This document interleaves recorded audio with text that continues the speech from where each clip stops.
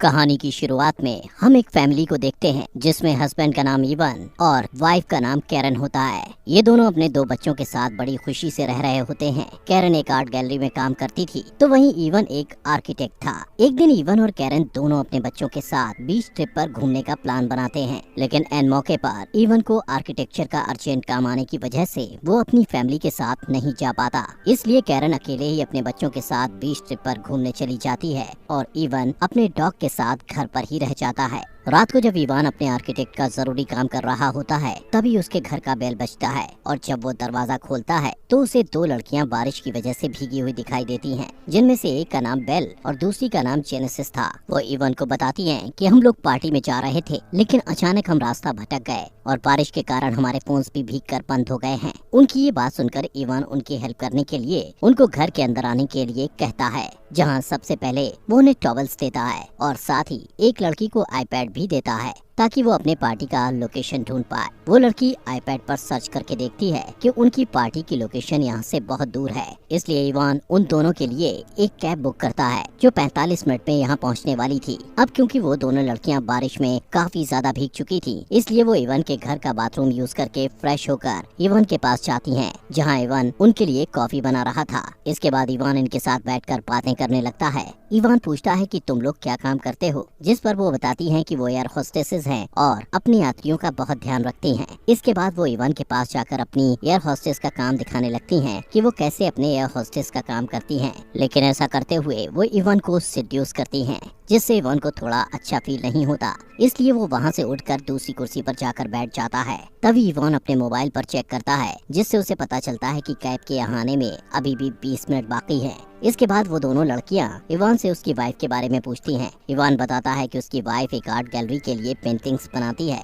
वो उन्हें अपनी वाइफ की पेंटिंग्स भी दिखाता है। ऐसे ही बातें करते करते वो दोनों इवान के बहुत ज्यादा करीब चली जाती हैं। इवान उनको इग्नोर करने की बार बार कोशिश करता है। इवान एक बार अपना मोबाइल चेक करता है। वो देखता है कि कैब के आने में अब सिर्फ 5 मिनट रह गए हैं, जिससे वो थोड़ा रिलैक्स फील करता है, क्योंकि उसे उन लड़कियों का बिहेवियर थोड़ा ठीक नहीं लग रहा था। वहीं कैब के आने से सिर्फ 2 मिनट पहले ही बेला और जेनेसिस इवान के वहाँ न होने का फायदा उठाकर बाथरूम में चली जाती हैं। तभी इवान जल्दी से उनके कपड़े सुखाकर बाथरूम के पास जाकर उन्हें कहता है कि तुम्हारे कपड़े सूख चुके हैं और बाहर तुम लोगों की कैब भी आ गई है। लेकिन अंदर वो दोनों मजे से नहा रही होती हैं और इवान की बातों को इग्नोर कर रही होती हैं। इवान के बार बार कहने पर भी जब वो बाहर नहीं आती तो इवान अपनी आंखों पर हाथ रखकर उन्हें कपड़े देने के लिए बाथरूम के अंदर चला जाता है। लेकिन अंदर जाकर वो देखता है कि वो दोनों लड़कियां न्यूड होकर नहा रही होती हैं। तभी वो दोनों इवान को कहती हैं कि इवान तुम भी हमें ज्वाइन करो। इतना कहकर वो इवान से चिपकने लग जाती हैं, लेकिन इवान ऐसा नहीं करना चाहता था क्योंकि वो एक शादीशुदा था, इसलिए वो उनको इग्नोर करने की पूरी कोशिश करता है।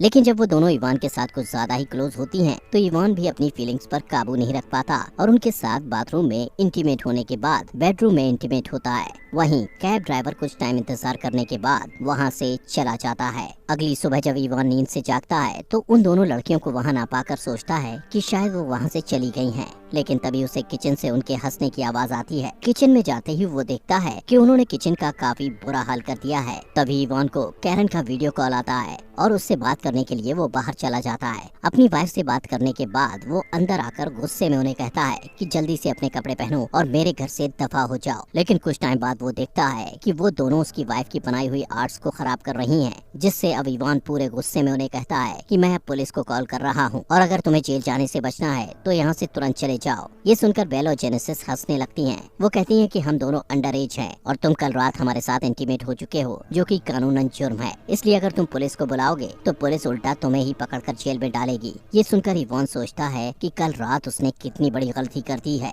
तभी दरवाजे पर कोई बेल बजाता है। दरवाजा खोलने पर इवान को कैरन की दोस्त विवियन नजर आती है, जो वहाँ इवान से ये पूछने आई थी कि कहीं उसे किसी चीज की जरूरत तो नहीं। वहीं इवान उसे देखकर काफी ज्यादा डर जाता है कि कहीं वो घर पर बेल और जेनेसिस को ना देख ले। उनकी बातचीत के दौरान जेनेसिस अचानक से बाहर आकर इवान के साथ चिपकने लगती है। ये देखकर विवियन को लगता है कि इवान का उस लड़की के साथ अफेयर चल रहा है, जिससे वो गुस्से में गालियां देकर वहाँ से चली जाती है। इवान को उन दोनों पर बहुत ज्यादा गुस्सा आता है और इसलिए अब वो सच में पुलिस को कॉल करने लगता है। ये देखकर बेल और जेनेसिस डर जाती हैं और तुरंत वहाँ से जाने के लिए मान जाती हैं। जिसके बाद इवान उन दोनों को अपनी कार में बैठाकर वहाँ से ले जाता है और कुछ दूर जाकर उनको एक घर के सामने ले जाकर छोड़ देता है। वहाँ से इवान वापस अपने घर आता है और देखता है कि बेल और जेनेसिस ने उसके घर को काफी गंदा कर दिया था, इसलिए वो पहले अपने घर की सफाई करता है और फिर अपना आर्किटेक्ट का काम करने के लिए बैठ जाता है। तभी उसे अपने घर में कुछ गिरने की आवाज सुनाई देती है। वो देखता है कि उसकी फैमिली फोटो नीचे गिरी है। अब जैसे ही वो फोटो को उठाने के लिए नीचे झुकता है तो पीछे से जेनेसिस फायर एक्सटिंग्विशर को उसके सर पर मारकर उसे बेहोश कर देती है।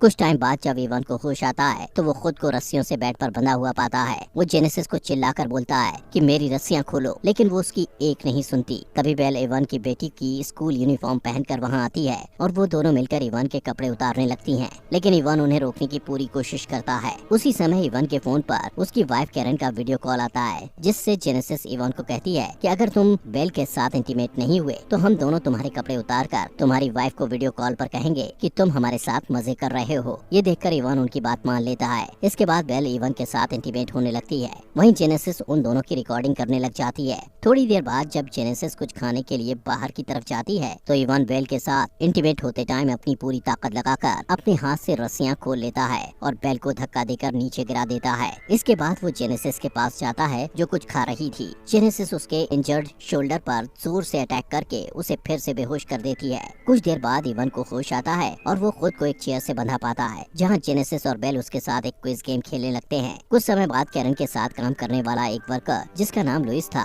वो कैरन की बनाई हुई मूर्ति को लेने उसके घर आता है। ये देखकर जेनेसिस और बेल इवन को एक रूम में छुपा देती हैं। इसके बाद जेनेसिस दरवाजा खोलती है और ये दोनों लुइस को बताती हैं कि हम दोनों इवन के कजिन्स हैं और घर में एक चोर घुस गया था, इसलिए इवन उसे पकड़ने के लिए उसके पीछे गया है। तभी लुइस की नजर कैरन की आर्ट पर पड़ती है, जिसका इन दोनों ने बुरा हाल कर दिया था। ये देखकर लुइस को इन पर शक होता है। साथ ही वो इनसे कहता है कि इवन की तो कोई कजिन्स है ही नहीं। यहाँ पर अचानक लुइस को इवन के चिल्लाने की आवाज सुनाई देती है और वो एक रूम में जाकर देखता है कि इवन वहाँ पर बंधा हुआ है। वो तुरंत इवन की रस्सियों को खोलने लग जाता है। वहीं बाहर ये दोनों कैरन की आर्ट को तोड़ने लगती हैं, जो कि बहुत महंगी थी, इसलिए लुइस उनके पास जाकर उन्हें ऐसा करने से रोकता है, लेकिन तभी उसे अस्थमा का अटैक आ जाता है। वहीं लुइस का इनहेलर भी जेनेसिस के पास था। वो उनसे अपना इनहेलर लेने की कोशिश करता है और इसी बीच उसका पैर लड़खड़ाने की वजह से उसका सर जोर से कैरन की आर्ट से टकरा जाता है, जिससे उसके सर से ब्लड निकलने लगता है और कुछ सेकंड बाद उसकी मौत हो जाती है। लुइस की मौत देखकर जेनेसिस और बेल हंसने लगती हैं, जैसे कि उनको कोई फर्क ही ना पड़ा हो। उनको ऐसा हंसता देख इवन समझ जाता है कि ये दोनों साइको हैं। इसके बाद जेनेसिस और बेल लुइस की डेड बॉडी पर आर्ट कवर अप करके उसकी बॉडी को उसकी ही गाड़ी में रखाती हैं और वापस आकर लुइस और इवन के फोन से एक दूसरे को मैसेज करके ऐसा शो कराने की कोशिश करती हैं जैसे कैरन का लुइस के साथ अफेयर चल रहा हो। और उन दोनों के अफेयर के बारे में इवन को पता चला तो इवन ने गुस्से में लुइस का मर्डर कर दिया। इतना करने के बाद वो दोनों इवन को दफनाने के लिए